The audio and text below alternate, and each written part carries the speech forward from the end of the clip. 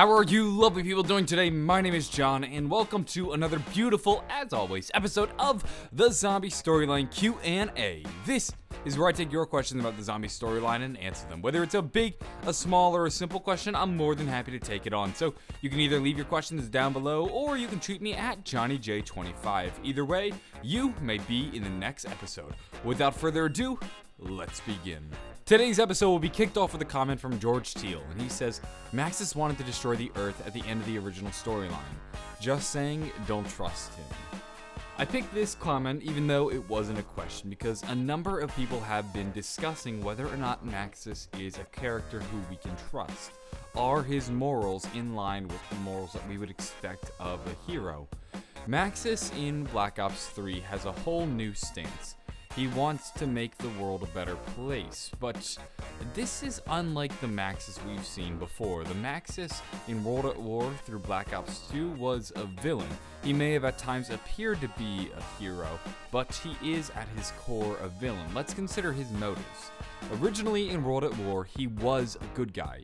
He represents a tragedy. He was somebody who wanted to make the world a better place, and in doing so, actually ruin the world.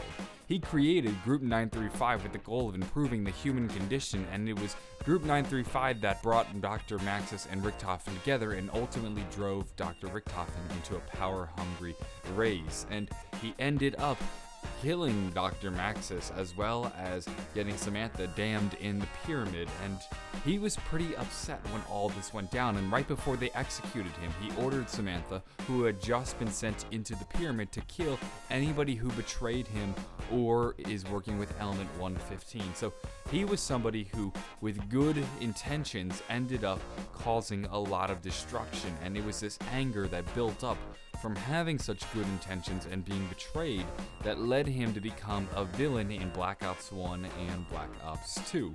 This is the tragedy of Dr. Maxis that we saw early on in the storyline. This Maxis, though, is different from the Maxis whom we are working with now. The Maxis who we're working with now does not have the same tragic story. This Maxis had the same initial goal as the first Maxis: improve the human condition. That was Group 935's ultimate duty. But this Maxis didn't have a daughter. This Maxis was never betrayed.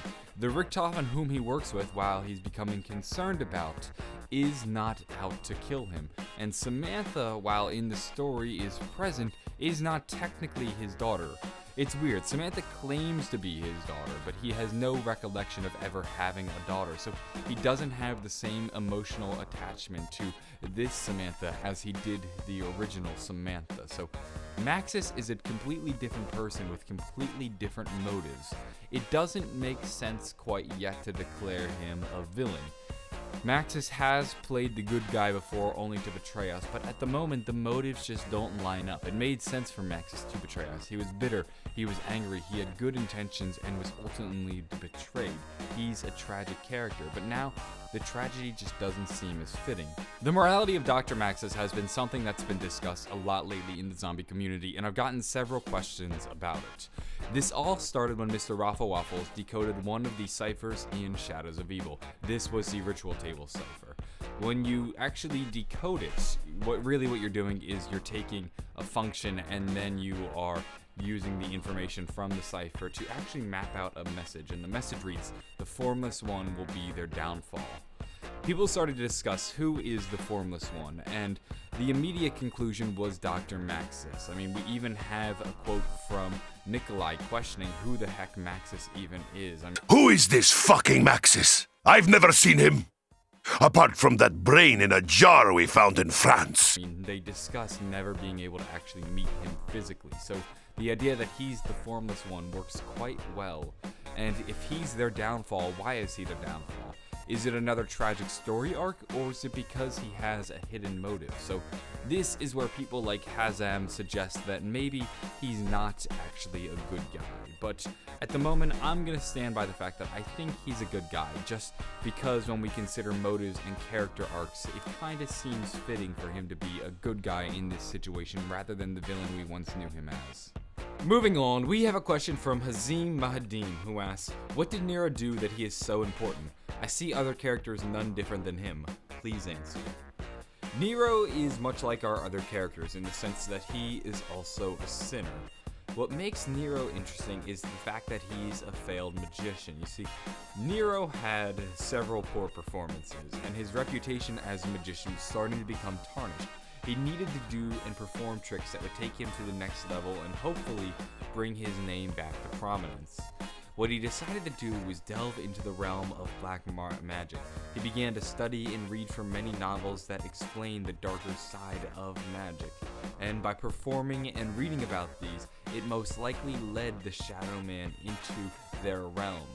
He was the first person to be contacted by the Shadow Man. The Shadow Man would haunt his dreams, and he mentioned right after he read the book explaining black magic, it would terrify him and his dreams would be haunted, and the Shadow Man was sort of lurking around him, watching him. It most likely is the reason that the Shadow Man was, I guess you could say, invited to Morgue City, and he's the reason that they are watching upon sinners of Morgue City to look for people to fulfill their deeds and bring in the Overlord. So in a sense, Nero is so important to the story because he has the greatest understanding of everything that's going on because he has studied black magic and because he is the reason everything's happening. It's all, in a sense, his fault. I mean, sure, the characters decided to commit their sins and that is the fault of their own, but quite possibly they wouldn't be punished by the Shadow Man if it wasn't for Nero opening up the realm of black magic and inviting the Shadow Man in. Today's episode is going to be ending with a question from Kobe Washington, and he asks, how many times has Richtofen or Dr. Maxis died? Let's start with Dr. Maxis. Dr. Maxis has technically died either 1, 1.5, or 2 times, depending on how you count. He was assassinated in the original storyline. Things start to get complicated when we look into the Black Ops 3 storyline. At the end of Origins, Richtofen lobotomized him. He took his brain and placed it into a jar. In a sense, the body of Dr. Maxis died. However, his soul lived on in the Quadrotor, and now he exists as a formless being in Argatha. You can decide for yourself whether or not he is technically dead, but either way, he died either 1 to 1.5 or 2 times, depending on how you want to count. As for Richtofen, I don't know how many times he's died, but it's more than I can count with my hands, most likely. We can confirm Richtofen's one death, and this is when Richtofen shoots himself. We see this in the giant intro. The thing that leads us to believe that Richtofen has died multiple times is from this Nikolai quote. It is not all bad news, Nikolai. We may have failed in our mission, but at least there is now one less Richtofen to deal with. If it is any consolation, tell him that the first one is the hardest. I should know. I've killed at least 3 Richtofens. There was the one in the fire, the one with the boat hook, and the one... What? No one told me. Sorry. Forget what I just said. Everything will be fine. When listening to Nikolai speak, we can at least nail down that 3 Richtofens have been killed by Nikolai. Maybe more, we don't know exactly. This puts our total count of Richtofens dead at least 4 and possibly more. When we consider that our characters are jumping through many different universes, the possibility of several Richtofens being killed is not that uncommon. Just think, there are billions and billions and billions of different universes, and each universe most likely has a Richtofen, so the potential to kill Richtofens is incredibly high, which may explain to you guys, for those who are confused, why people are able to die multiple times. It does sound a little bit bizarre at first. How could somebody die twice, or how could somebody die 4 times? If I kill a Richtofen in one universe, there are still several other universes with Richtofens whom are alive, so I can then go into those universes and kill those Richtofens, and now my Richtofen kill count has continued to rise.